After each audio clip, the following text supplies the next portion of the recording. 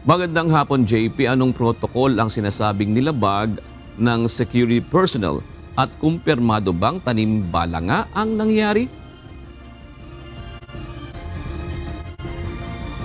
June, sa press conference kanina, sinabi ng Office for the Transportation Security na hindi naman daw tanimbala yung nangyari dahil wala naman talagang bala na nakuha doon sa bag nung biktima. Pero sinasabi nga ng OTS na iimbestigahan pa rin nila yung naging insidente dahil doon sa posibilidad na tanimbala yung scam na nangyari. Dahil sa insidente ng mag-inang hinarang ng Bureau of Immigration Personnel sa Ninoy Aquino International Airport o NAIA Terminal 3 dahil mayroon umanong nakitang bala sa bitbit nilang bagahe noong March 6, ipinag-utos ngayon ng Department of Transportation o DOTR na muling pag-aralan ang protocol sa screening ng mga bagahe ng pasahero sa naturang paliparan. I've also asked Undersecretary si Jonko, our head of OTS, General Bisnar, and our GM, Eric Hines, to review the procedures and protocols there again, no, sa screening ng security sa airport.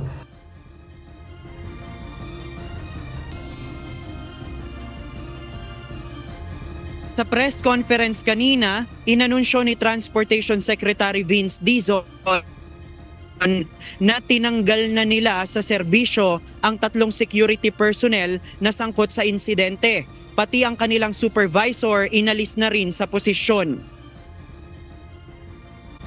I hate to do this, okay? Alam ko mahirap mawagan ng trabaho. Lalo na ngayon. Napakahirap ng buhay. We will not tolerate this sort of behavior against our citizens. So we are hereby announcing the termination of all the people in the OTS who were involved in this incident. Hindi po kami nagdadagawa. We are not fooling around here. Hindi kami nagloloko dito. Kung akala nyo nagloloko kami, nagkakamali kayo.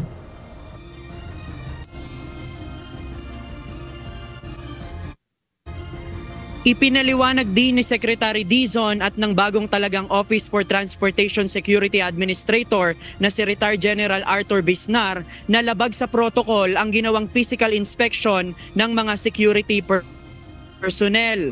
Sa video ni Ruth Adel, ginawa ang inspeksyon nang makalagpas na sila sa screening at pasakay na sana ng eroplano mula sa boarding gate kaya muntik pang maiwan ng flight patungong Vietnam. Nakadaan na sila, binalikan pa sila. Tinatanong ko nga si General Bisnar, di ba mali yun? Hindi tama yun ha. Once you are screened and cleared by the screener, you're done. Kaya nga siniscreen eh. Hindi ka pwede yung, ay, hinabol ka tapos biglang haharasin ka. Hindi pwede yun. Doon pa lang mali na eh. Supposedly, ang SOP ay doon mismo yung physical check. So may pagkukulang rin po talaga ang ating mga tao. Dahil hinabol pa po nila doon sa boarding gate at hindi po nila sigurado kung sino po yung pasahero at anong bagahe ang involved.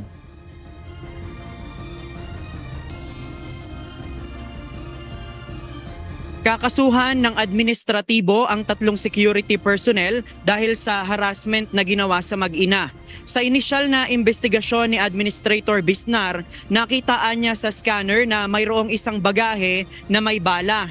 Ngunit nakalampas ito kaya ang ginawa ng mga security personnel ay nag-random inspection sa mga pasahero kung saan kasama ang ginang sa ininspeksyon. Iniimbestigahan pa niya kung aling bag ang talagang kinakitaan umano ng bala. May isinumite ng salaysay ang mga security personnel na inalis sa trabaho at ilalabas ng OTS ang resulta ng investigasyon sa mga susunod na araw. Hinihikayat naman ng DOTR ang mga pasahero sa airport na agad magsumbong kung makaranas ng hindi tamang pagtrato mula sa mga kawani ng gobyerno.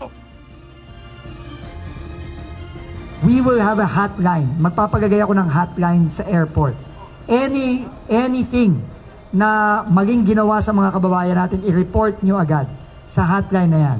And that hotline will go straight to Yusek Ato, to Yusek Jim, to GM Eric and myself. No, and we will act on it.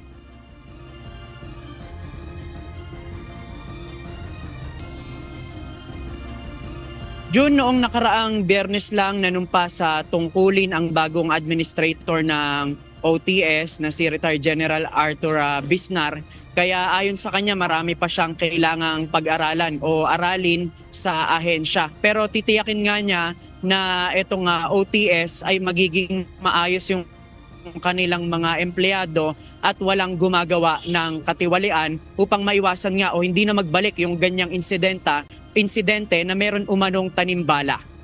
Yan muna ang ating latest live mula dito sa NAIA. Balik sa'yo, June. O JP, kasama ba sa alamin ni Yusek Bisnar at ng DOTR kung meron din bang mga insidente sa mga nakalipas, kasi iyan ay nailathala o naipost sa social media yung nangyari. Pero yung iba naman, baka merong ganun din na hindi naman, kumbaga hindi lumabas yung ganung balita. Meron bang pagsisiyasat din na baka naman lumagpas na screening tapos may ganung insidente rin?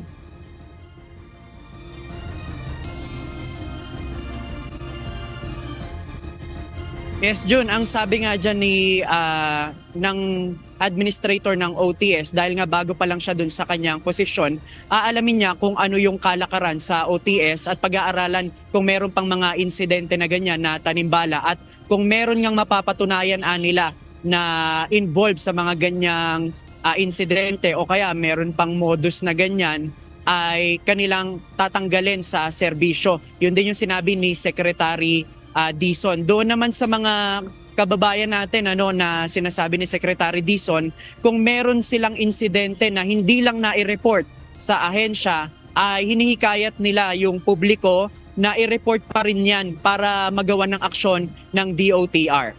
June? Okay, maraming salamat, JP Nunez.